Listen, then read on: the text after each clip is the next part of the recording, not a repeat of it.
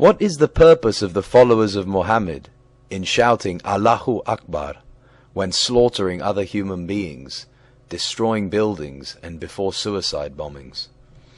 Allahu Akbar is actually made up of two words. Allah, which was the name of the supreme rock god of the pagan Quraysh, Muhammad's tribe, and Akbar, which in Arabic can mean bigger, greater, larger, superior, older, or senior. This is contrary to the assertions by mostly Arabic-speaking ignoramus people that it means greatest, because in Arabic, greatest is Al-Akbar. That is, the adjective must be preceded by the two letters Al. This is the cry of glorification, called takbir. That is, the glorification of Allah, asserting that Allah is greater.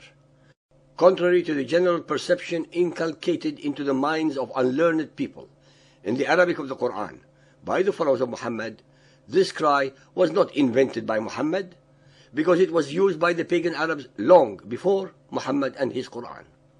In Ibn Ishaq's Sirat Rasulullah, or Muhammad's biography, pages 62 to 63, titled The Digging of Zamzam, tells us inter alia, while Abdul Muttalib was sleeping in the Hijr, he was ordered in a vision to dig Zamzam. When the exact spot had been indicated to him, he took a pickaxe and began to dig. When the top of the well appeared, he cried, Allahu Akbar. Thus, the Quraysh knew that he had obtained his object. I would like at this moment to bring to the attention of our listeners the following very important points. 1. Allah was the name of the supreme rock god of the pagan Quraysh centuries before Muhammad. 2. Allahu Akbar was recited by the pagan Quraysh centuries before Muhammad and was used to indicate that the God Allah of the Kaaba was greater than all the other 360 gods and goddesses among the pantheon of the rock idols.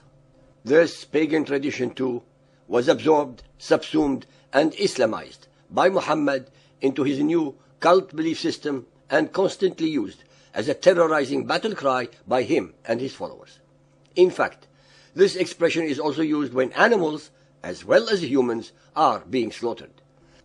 Sahih al-Bukhari 7.472, narrated by Anas. The Prophet offered as sacrifices 2 horned rams, black and white in color. He slaughtered them with his own hands and mentioned Allah's name over them and said takbir and put his foot on their sides.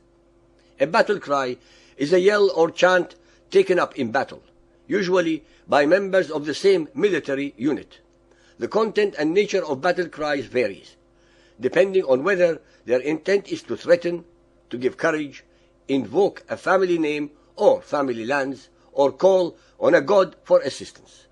These cries can serve many purposes, including inspiring those otherwise inclined to stay back, terrifying the enemy, promoting a sense of unity, as well as communicating to allies that they have support.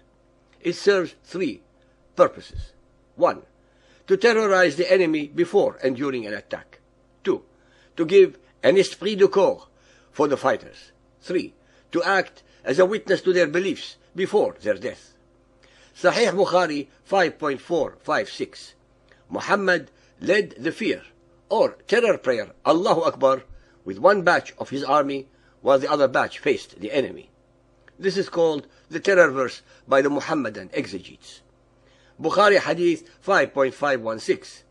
When Allah's apostle fought or raided people, we raised our voices saying, Allahu Akbar, Allahu Akbar. None has the right to be worshipped but Allah. This mantra is recited by Muhammadans in numerous and different situations.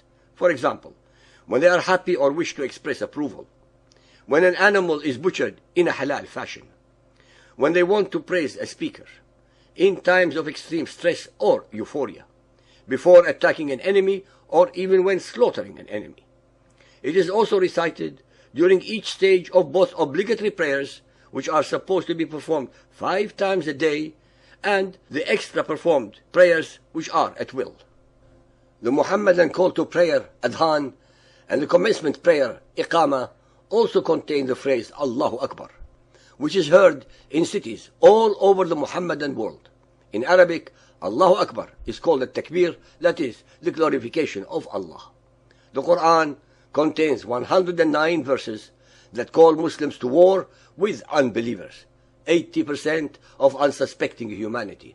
Some are quite graphic, with commands to chop off heads and fingers, and kill the infidels wherever they may be hiding. Muslims who do not join the fight are called hypocrites and warned that Allah will send them to hell if they do not participate in the slaughter. These verses are mostly open-ended, meaning that they are not embedded within a historical context, unlike nearly all of the biblical verses of violence. They are part of the eternal, unchanging word of Allah, and just as relevant or subjective as anything else in the Quran. Unfortunately, there are very few verses of tolerance and peace to abrogate or even balance out the many that call for non-believers to be fought and subdued until they either accept humiliation, convert to Islam, or are killed. This proclivity towards violence and Muhammad's own martial tradition have resulted in a trail of blood and millions of bodies across world history. In conclusion, in fact and in reality, the expression Allahu Akbar was to assert that Allah, the name of the supreme rock god of the Quraysh, was greater than all of the other 360 stone or rock gods and goddesses in the Kaaba. It is an expression of relativity. Ladies and gentlemen, so-called believers and unbelievers, the people did not hijack the cult of Muhammad and Islam. It is the cult of Muhammad and Islam that has hijacked the people.